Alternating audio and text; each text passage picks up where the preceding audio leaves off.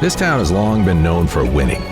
In track, football, baseball, basketball, softball, volleyball, gymnastics, you name it, Wizards have won it. But what you might not know is that perhaps the most dominant high school team in the state is right here at West Warwick High School. And it is not in any of the sports I just mentioned. The West Warwick High School cheer team just won its 4th straight competition cheer title and is the winningest high school cheer program in the state. So how did the team get so good? And how does it stay that way? We've got all the answers and more right here on the Words with Wizards podcast.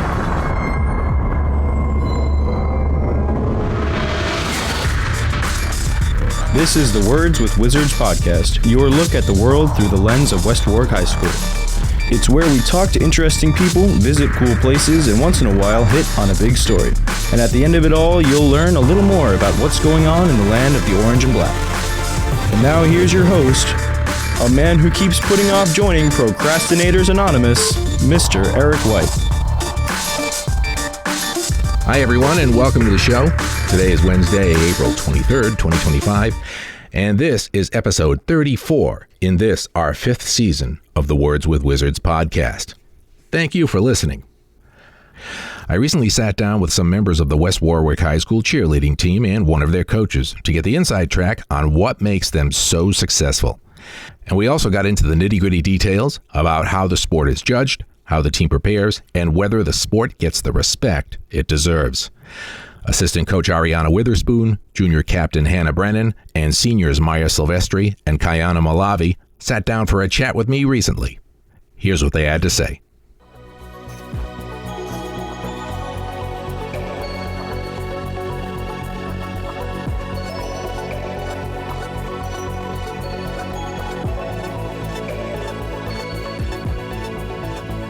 Okay, so we're here with some members of the repeating 4-time state competition cheer champions. Awesome. Okay, the West Warwick High School cheer team. So we have assistant coach Ariana Witherspoon, who's the head coach at the middle school. Yes. Right? Maya Silvestri, senior. Yep. Also wrestler. And Congratulations. gymnastics. And gymnastics, that's right. You are like the well-rounded person here. Okay. And then Hannah Brennan, Yes. right? Yes. Hannah Brennan, who is the junior captain. Okay. And Kayana Malavi, who I had 2 years ago but forgot how to pronounce her name. Okay.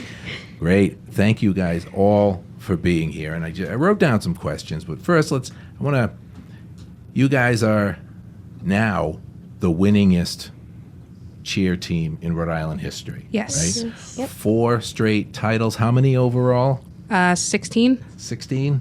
Okay. So, and you got a New England a title or 2 in there as well. I Yes, we believe. have 3. Yeah. 3, yeah. Yeah. Wow. So, let me ask this. Okay, so just since we last spoke, and just to get people up to speed, explain the difference, whoever wants to do this, between the game day season, the game day cheer season, and competition seasons. Because a lot of people don't know, there's 2 seasons and what they mean. So in the fall, we have our game day season where we cheer at football games, and then there is a big state championship competition at the end of the season for game day, where basically that routine mimics what we would do at games. So like sideline cheer, sideline dances, band dances, things like that. That's what that routine consists of. So that's in the fall. Yeah. And then in the winter season, we have our competitive season where we basically come up with a 2.5 minute routine full of stunting and tumbling, jumps, all that stuff. And then we go and compete it throughout the winter. Then there's a state championship at the end of that as well. And people listening, if you haven't been to one of these things in the competition, you got to go. We had one on. You do. I mean, it moves quickly. It's exciting, and I think people are surprised at how entertaining it is. I mean, it's like, it's not you're committing probably an hour and a half, and depending on how many teams are in there, And it was fun. We had one on, we covered you guys one year doing it, the Wizard Invitational, where you weren't competing, but you hosted it, but you weren't competing officially, but you did a great routine. Thank you. And it was real. We had 3 or 4 cameras on it, and it was a lot of fun to do. So the championships that you're talking about, does that include game day and competition, or is it just competition? It can. There are some teams that have a game day team, or teams that don't do competitive cheer but want to do a game day performance where they do acknowledge that, but it varies from year to year. Yeah, but those 16 or 17 titles that you have, does that include game day as well? Okay, still, I mean, it's still quite an accomplishment. You're the winningest cheer team. You're like a cheer juggernaut, I guess you'd say. But so is. Last time we spoke, the cheer was not regulated by the Interscholastic League. Is that still the case? Yes and no. Yeah. So we are still considered. They say that they consider us a sport under Interscholastic League, but it's not. I don't know how to describe it. Like, it's not the same kind of rules and regulations that we had back when I cheered, when we were officially governed by Interscholastic League, where we had meets and all that stuff. Yeah. Yep. So the bulk of our season is basically up to us coaches, the Coaches Association, and then RIL has their state championship at the end of the season that we partake in. So. Gotcha. So I guess the short answer would be kind of. Yes. They say they consider us, but not until that one final competition. So. Yeah. Gotcha. Okay. So and how many teams were competing throughout the state? I know this number has fluctuated over the years, but it's gotten a lot more popular. This year there were a lot more. I want to say maybe 25 total this year. Wow. Yeah, somewhere around there. Because that goes to, we'll talk about this later, like the sport gaining legitimacy, and I think it's come a long way.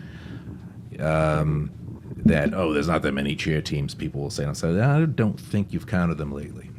Because there are a lot of them. There are a lot of them, especially when you get to the New England level. It's definitely competitive. So don't give me that. That's what I'll tell people. Ever since I've written the article, I've become, I was a fan before, but now that I know how it works and I've seen one and what the preparation that you put in yields, really, I have a great respect. Even more respect for it than I did before. So let's do this, and maybe one of you. We're gonna get to you.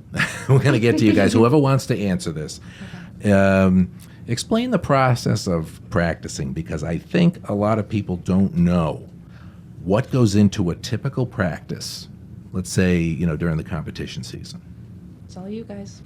Let's start. Maya, Hannah, Kayana. So we practice how many times a week? Like 3 times a week? 4? 3 to 4. Yeah, 3 to 4. And then we also have our competitions on Saturdays and Sundays. Yep. But usually our practices are 2 hours, but sometimes they can range to 4 during States Week and things like that. And basically we come in, we'll stretch, we warm up jumps together, and then we get right into warming up the routine. So we warm up all the separate pieces, and then once we do that, we prepare to run through our routine full out. Yeah. And then we'll do that depending on how it goes. Could range from 2 to 10 times. And once we do that, we'll usually start working on reps and things that we need to work on, that we've taken corrections from the full outs. Yeah. And full out meaning game day speed, basically, right? From beginning You're to doing end. everything. Yeah. Wow. And I hope during a 4-hour practice you at least get a break. Yes. Water Just breaks. kidding. I know you might They get have. multiple water breaks Yeah. and snack breaks, and then when we have those longer practices, there are break Lunch. times in between, lunch, dinner, or we'll even give them an hour in between to do a fun team activity, and they'll eat and stuff like that. good. Yeah. That's great. So, take me through the process. You're, early every year, you contact me for the morning show that there's tryouts, right? And so people try out. Some make it, some don't. what is the process like of deciding what role or position somebody's going to play in whatever you're doing? And I mean, you have the routines choreographed. You know, like when you're trying people out, do you already know what you're going to do for the year, and how do you decide who's going to be where? I'm sorry for the long question. It's okay. How do you decide who does what? Typically, at least with the high school team anyway, in the fall, the majority of the kids that partake in the fall season end up coming out again for the winter season. So towards the end of fall, we start working on competition skills to see what, we can handle, what skills might be doable for the routine. Yep. To try to get a head start on that. And then once tryouts come for the winter season, then we're starting to look at like, okay, what skills does this person have? What do they bring to the table? Do they work well with this person in this group? Can they handle, these skills in a routine? And then it's kind of a numbers game too, especially with the way our rubric works. You have to have X amount of people doing certain skills in order to get into a certain scoring range. So that plays a factor as well. So we kind of from throughout fall season up until choreography are kind of keeping an eye on people and deciding as we go how many we're going with on the competition mat and then who those people are.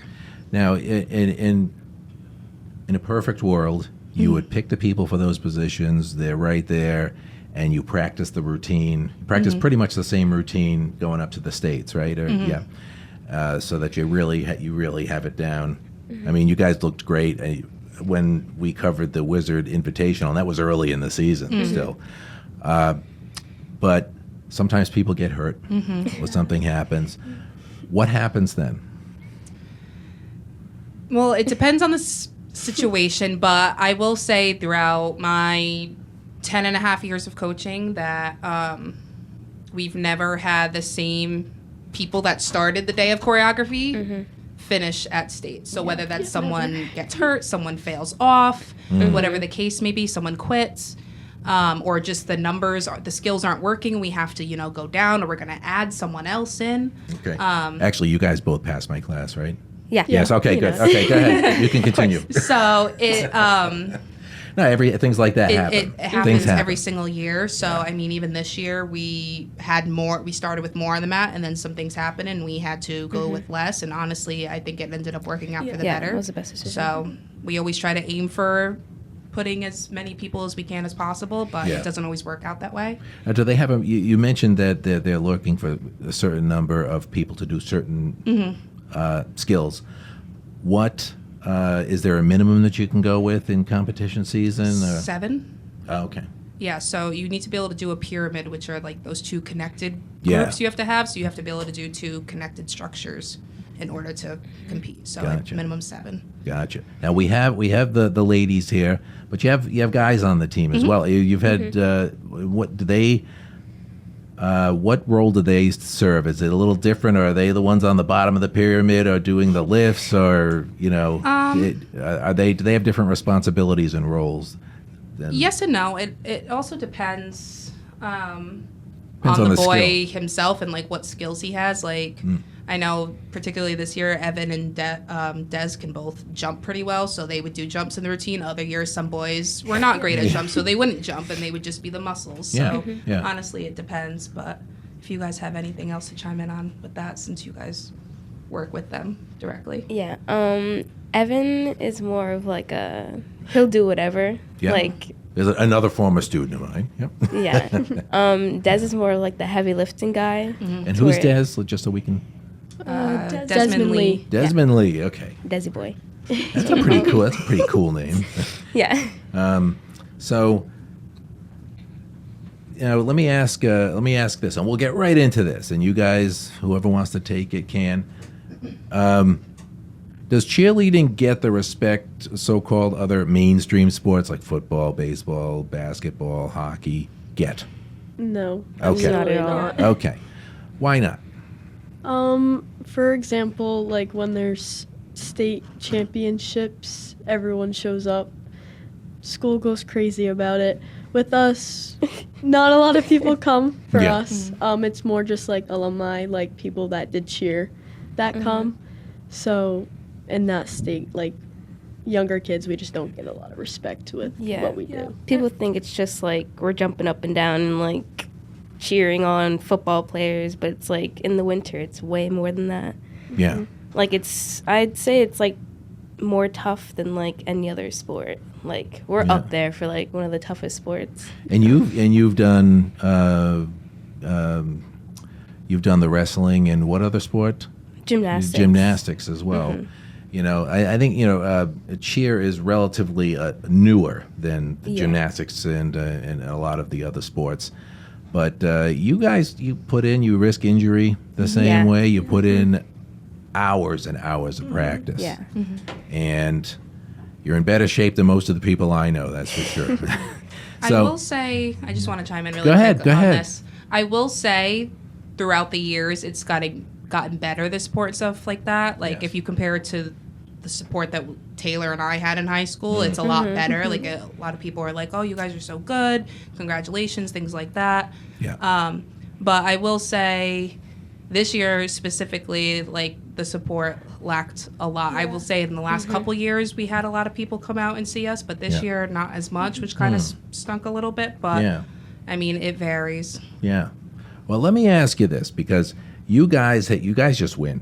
You win almost every competition you're in. You've won 4 straight state championships, and at the New Englands you came in 3rd this year, which is a great year. So, have other schools in the state caught up with you yet? I think this Yes. year, yes. Yeah. Yeah. Yeah, this year This year was close a difficult. lot.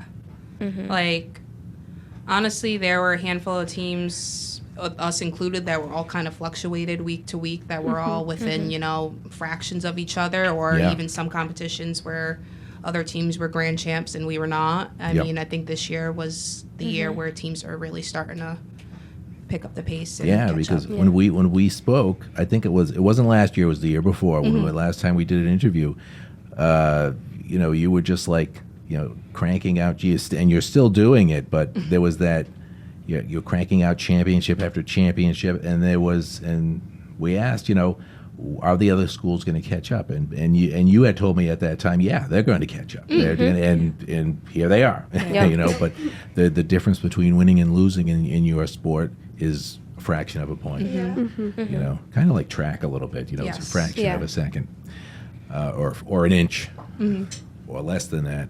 So, let me ask you about your backgrounds. Let's go with you first, Kayana. Am I pronouncing that right? Yeah. Okay, thank you. What? Do you have a dance background, cheer background, both? Yes. So I started cheerleading basically at 3 years old. So I've been doing it my whole life. It was just everyone in my family did it, so they passed it on to me. I also did gymnastics growing up too. So cheerleading and gymnastics were always my 2 sports that I did, Yeah. and I just fell in love with it every single Are you day. on the gymnastics team here? Oh, as yes, well? I am. Yes. So those are skills that both skills for both of those sports are very much the same. Yeah. Right. Okay. How about you? I did competitive dance growing up. I started when I was 3, and I did acro alongside that. So I was always like in my backyard. I taught myself how to backflip. When you say acro, is that acrobatics? Yeah. Okay. But we did it at my dance studio. And then my mom really wanted me to be a cheerleader because she was when she was in high school. Uh-huh. So she convinced me to try out in 6th grade, and I fell in love with it right away. Yep. And I ended up quitting dance and making cheer like my main priority, and Yep. I've been doing it ever since. Yeah. Well, that's great. Did your mother go here? Yeah. She did. Yeah. Okay. She was on the cheer team here. She was. Can we say who she is? Do we want to give a shout out to Mom? Debbie Brennan. Debbie Brennan. Okay. Okay. We don't need to say the year. She probably wouldn't like that. But all right. Wait till I tell you what year I graduated. Okay. And so, Maya, how about you? I didn't start out with sports that young. Yeah? Yeah? I started off with hip hop, like dancing when Yeah. I was like 6. Yeah. And then when I moved to West Warwick, then I started gymnastics at age 9. And then I did that for like a year or two. And then I found cheerleading in middle school, and then I started with that. I kind of like, before cheerleading, I was just flipping my backyard because my dad, he used to flip all the time because he did capoeira, and then he did like street dancing for like the YMCA when he was young. Gotcha. So he would like flip over cars and do all that stuff. So he would teach me how to do all that, and then he taught my brother as well. So we would just like flip in the backyard. And then I found out that cheerleading does like all that flipping, and I was like, oh, okay, like let me try that. And then, did that help you going into cheerleading from doing that? Definitely, yeah, I would say so. Wow. And then I just fell in love with cheerleading, and then did gymnastics, and then wrestling and all that. Yeah. And then, Wow. And how important is the middle school program to the success of the high school program? Very. I think, I mean, while all these kids are very, very talented in their own ways, and even at the young age that they are in middle school, I'm surprised by some of the talent that they have. I think without it, it would take us, I wouldn't say a lot longer, but it would take a lot more time and, different things to put in to get to where we are now. The middle school team definitely is a huge driver in our success. And let me ask you three, and we can start from this side. Kiana, how do you stay motivated winning all the time? What keeps you motivated? I think the people that doubt us is definitely what keeps us going. Who is doubting you? The entire state.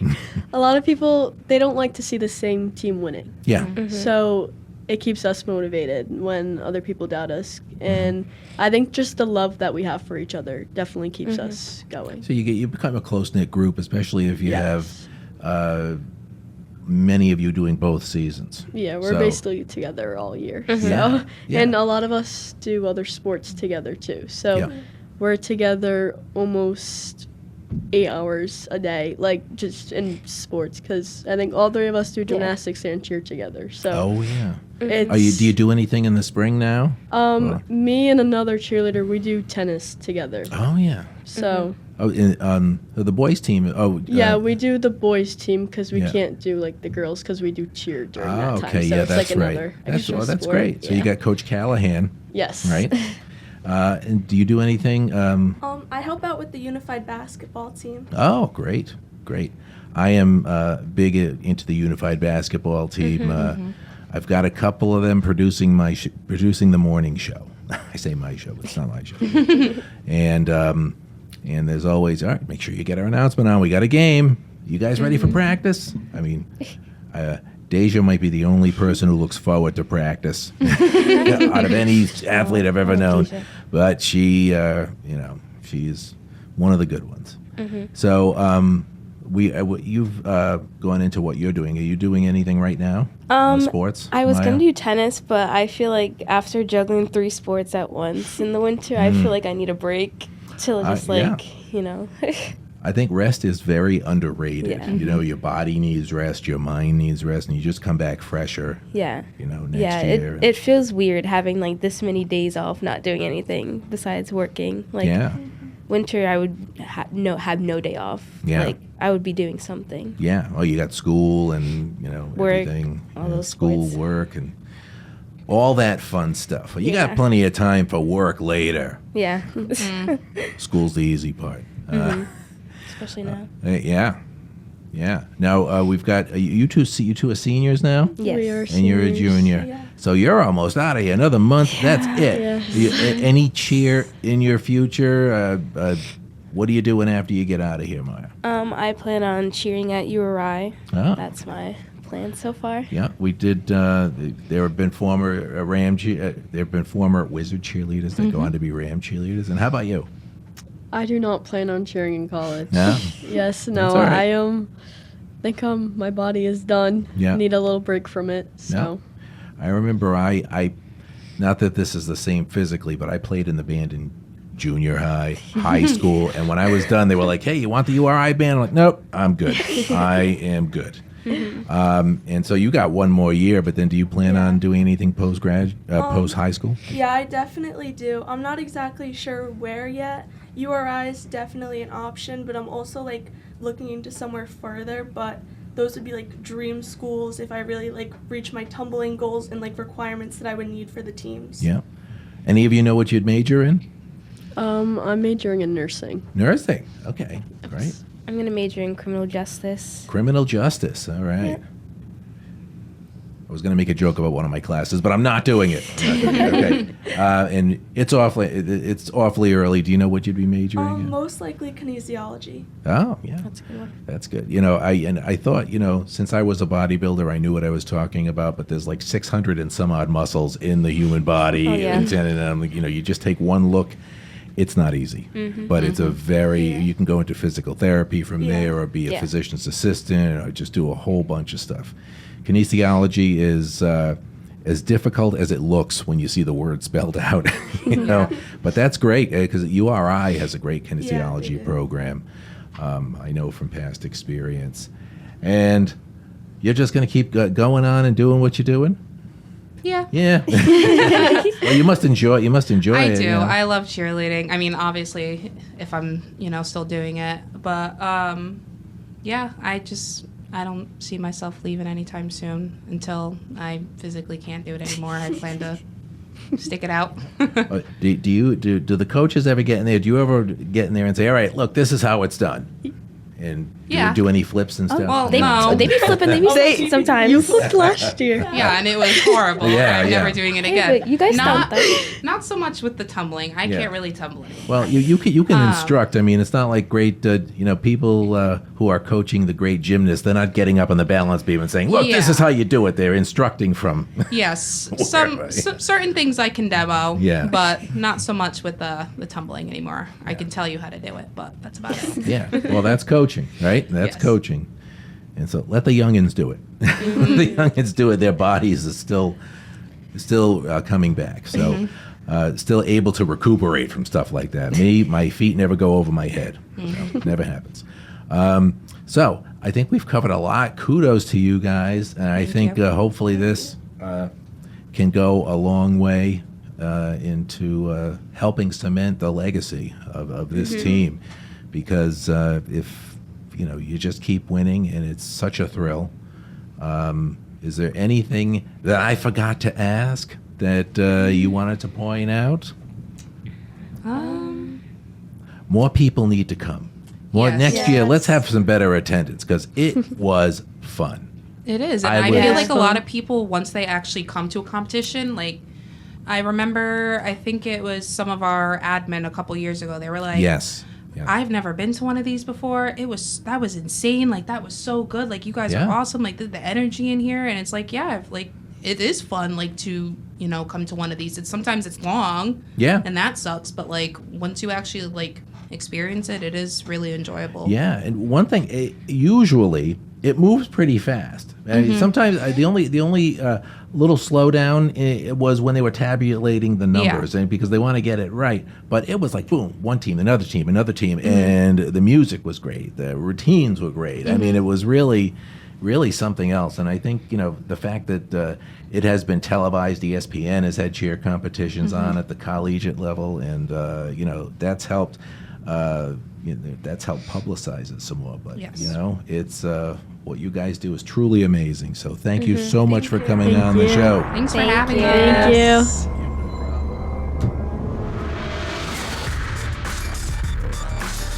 you. All the music for the podcast comes from WeVideo, which we use along with Audacity to produce the show. This has been a presentation of the Media Broadcasting and Journalism Pathway at West Warwick High School. If you're a student interested in learning more about radio, TV, and journalism in general, then visit WWHSTV.com, where there is information about the pathway and a link to an application. The pathway and shows like this are not possible without sponsor support. Part of being a sponsor is that you and or your business can get exposure on this and other pathway broadcasts. Funding pays for new equipment, student scholarships, and professional development. You can find more information on sponsorships at WWHSTV.com. We'll be back soon with more Words with Wizards. Until then, stay safe and stay informed.